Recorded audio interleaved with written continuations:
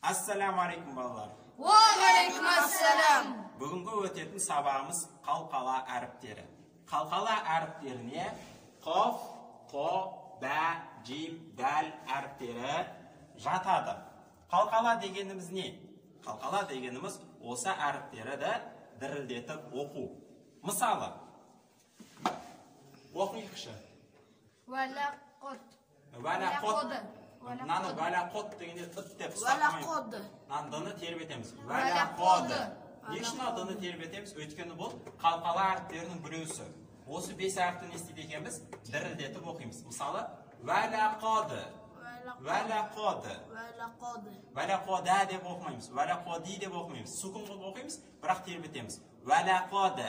Мынаны оқиық. Қобалихим. Қобалихим. Қобалихим.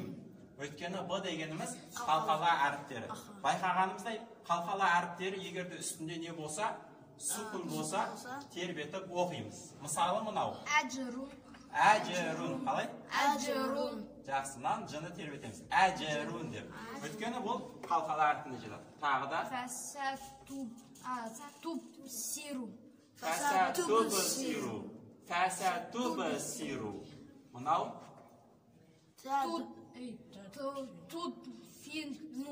Tudhinu. Tudhinu деп оқимыз. Өйткені бұл жерде нанды не үшін оқыттық? Тербетіп, өйткені бұл Сукун тұр. Сукун тұр. Қалқала әрпінің үстінде сукун тұр. Тағы да бір қалқала әрпі оқимыз. Уфсиму. Қандай?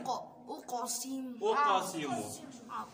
Уқосиму. Уқосиму. Жақсы. Өйткені қоп қалқала әрпі. Тағы да Аяд мәху. Аяту мәу. Аяту мәу. Нау топ қалқала әрпі. Аяту мәу. Аяту мәу деп оқимыз. Аяту мәу. Жақсы. Міне осылайша осы қоп, қо, бә, жим, дәл әріптері сукунды болса тербетіп оқимыз. Осы 5 әріпті жаттап алу оңай болу үшін ғалымдар оларды мынандай бір сөзге жинақтаған. Яғни мына 5 әріпін естеген бір сөзбен былай деп айтады екенбіз. Оқиық. Құдбуджады. Құдбуджады. Дұрыс. Құдбуджады. Бұл 5 әріпті құдбуджад әріптері деп айтады екенбіз. Бисмилlah. Қалқала әріптері нешеу? 5 олар құдбуджад әріптері. Қалқала деген не? Құдбуджад әріптерінің бірі сукунды болса, сол әріпті дірілдетіп оқимыз. Мысалы, әхады дегендегі дыны, хасибі тұм дегендегі бұны, иқо тәроба дегендегі қофты. Және мына жерде түсініктемедек болған, бұл қателесіп кеткен. Қофты әріптер, истелі әріптер болған үшін дірілі аздап дамаға ұқсатылады дейді. Дұрыс емес, дамаға ұқсатпаймыз. Сукун ба, сукун ғып оқимыз. Ал дәл, жим, бә әріптер, истифар әріптер болған үшін дірілі аздап кәсіра ұқсатылады дейді. Дұрыс емес. Кәсірама сукун болып тұрған кезде не істейміз? Сукунды қылып оқиды екенбіз. Мұнан жазған себебі бір Аллахқа аян.